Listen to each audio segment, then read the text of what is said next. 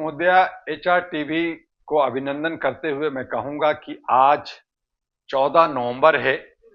आज children's day मनाया जाता है, बच्चों के डे मनाया जाता है। नेहरू जी बच्चों को प्यार करते थे।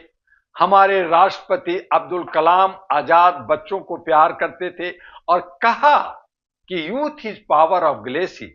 बच्चे ही भविष्य हैं हमारे, जो आगे बढ़कर करके देश को चलाते हैं, समाज को चलाते हैं और वो आईना होते हैं।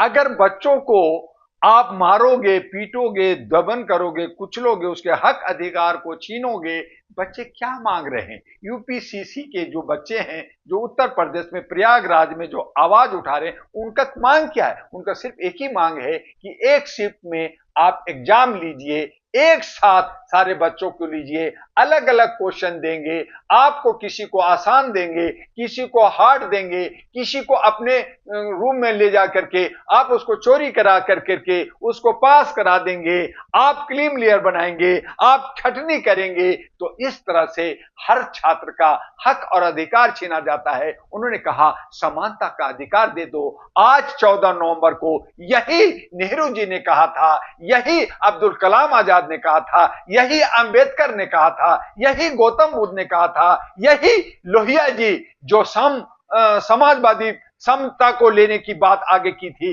इसी उत्तर प्रदेश में उन सब का कहना था। लेकिन आज उन पे जो है तानाशाही चल रहा है। लड़कियों को, जो छोटी छोटी बच्चियां हैं, जो एग्जाम की तैयारी कर रही हैं, जो लड़के हैं, उन पे लाठी चार्ज कर रहे हैं, उनके पैर तोड़े जा रहे हैं, उनके सर फोड़े जा रहे हैं। तो ये नादिर शाह तानाशाह नहीं है तो क्या है? आप उसके हक अधिकार नहीं दे रहे हैं। आप कहते हैं कि मैं जो है देश को अच्छा चला रहा हूं, सुशासन दे रहा हूं, और जो है हमारे के यहां किसी तरह का गुंडागर्दी नहीं होगा, किसी का हक नहीं मारा जाएगा। लेकिन आप अगर छात्रों के हक मारोगे तो आप राज कैसा कर रहे हैं? तो आप भी भविष्य गलत कर रहे हैं। आज यही बच्चे अगर आपसे बदला लेना चाहेंगे, यही नेता बनेंगे, यही आईएएस आईपीएस बनेंगे, तो ये फिर जो है भ्रष्टाचार और गलत रास्ते पे चले जाएंगे। तो फिर देश का निर्माण नहीं होगा। हमारा उत्तर प्रदेश जो उत्तम राज्य कहलाना चाहिए था, जो बड़ा राज्य है, जहां से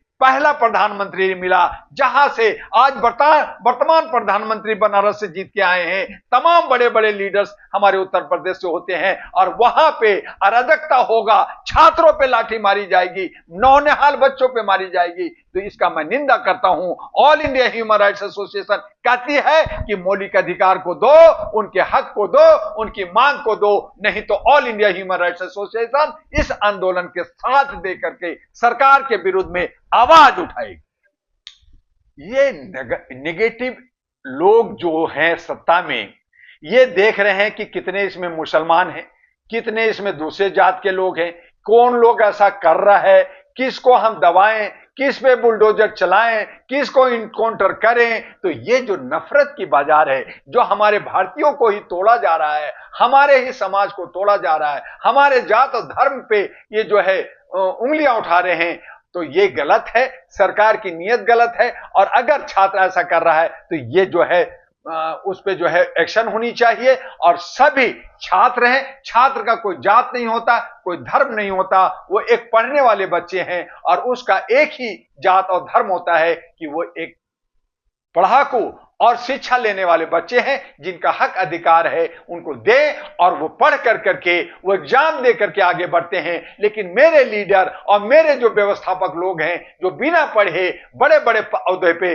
बड़े बड़े मिनिस्टर बन जाते हैं, और वो जो है हमारे पे जुल्म करते हैं। आज जरूरत है कि नेता को भी एग्जाम होना चाहिए, उनको पढ़ना चाहिए। आज हमारा चुनाव जो है गुप्त होती है, उसमें चोरी होती है। अहरा नेशनल पार्टी और all India human rights association मांग करती है कि मेरी जो मत का अधिकार है वो गुप्त नहीं, अब सार्वजनिक करो। जब तुमने सार्वजनिक कर दिया कि ये मुसलमान हमारा नहीं है, ये हमारा नाई हमारा नहीं है, ये धनुक हमारा नहीं है, यादव हमारा नहीं है, ये समाजवादी है, ये कांग्रेसी है, ये अहरा वाला है, ये फलना वाला है, तो फिर चुनाव गुप्त मतदान से क्यों? अब चुनाव जो है खुल्लम खुल्ला होना चाहिए। और इसकी मांग करते हैं कि उत्तर प्रदेश के अंदर जो छात्रों के साथ हो रहा है दुर्व्यवहार, उसको फौरन रोके, उसकी जांच हो, और उनकी मांग को पूरा करते हुए एक शिफ्ट में एक तरह का एक क्वेश्चन, एक तरह का क्वेश्चन, एक पैटर्न का क्वेश्चन उनसे पूछा जाए। जो बच्चे एग्जाम देंगे उसको पारदर्शिता की तरह, ईमानदारी की तरह जो बच्चे हैं उनको आगे बढ़ाया जाए। और ऐसा ही पैटर्न पूरे भारत के हर राज्यों में, और केंद्र सरकार को इस पे हस्तक्षेप करना चाहिए। लेकिन हमारा शिक्षा मंत्री खुद शिक्षा नहीं, जब क्या ज्ञान नहीं है तो वो क्या शिक्षा और क्या छात्रों को साथ देंगे। ये तो सिर्फ और राजनीति करते हैं, कुर्सी कुर्सी का खेल खेल रहे हैं। आज उत्तर प्रदेश जल रहा है, पहले मणिपुर जला, फिर बंगाल जला, लेकिन ये महाराष्ट्र और झारखंड के चुनाव में बिजी है। लेकिन वही ओम प्रकाश राजभर कह रहे हैं कि ये सब कुछ सफाई है और ये लोग जो है पर्सनल लेके आए हैं प्रोटेस्ट करने के लिए। ये चुनाव से पहले ये सब जो भी होता है या जो है, ये छात्रों की मांग है। अग्निवीर की जब मांग थी तब भी कहा कि फलना का मांग है, फलना ने ऐसा किया है, करवाया गया है। जब कोई बात होती है तो किया जाता है। तो ये समस्या जो है इसका समाधान क्यों नहीं करते? आप जो है जात धर्म और पार्टी खेलते हैं, आप वोट की राजनीति करते हैं, ये उचित नहीं है। आज योगी जी, चाहे वो योगी हैं, पढ़े लिखे हैं या नहीं मुझे नहीं मालूम, लेकिन कम से कम उनको छात्रों के भविष्य को देखते हुए, उनकी मांगों को देखते हुए, उनके बीच में जाकर के उनकी मांगों को अगर पूरा कर दें तो ये सारा पटक्षेप खत्म होगा। लेकिन नहीं होता और इसको भड़काया जाता है, आंदोलन कराया जाता है, धरना प्रदर्शन किया जाता है, इसमें कई छात्रों के भविष्य चला जाता है, उनको जेल भेजा जाता है, उन पे एफआईआर होता है, उनको डंडे मारते हैं, उनको अस्वस्थ कर देते हैं। तो ये उचित नहीं है। इसलिए मैं आपके चैनल से मांग करूंगा कि मुख्यमंत्री उत्तर प्रदेश जो है छात्रों के बीच में जाए और उनको आश्वासन देते हुए उनकी जो है मांग को पूरा कर दें। बात खत्म।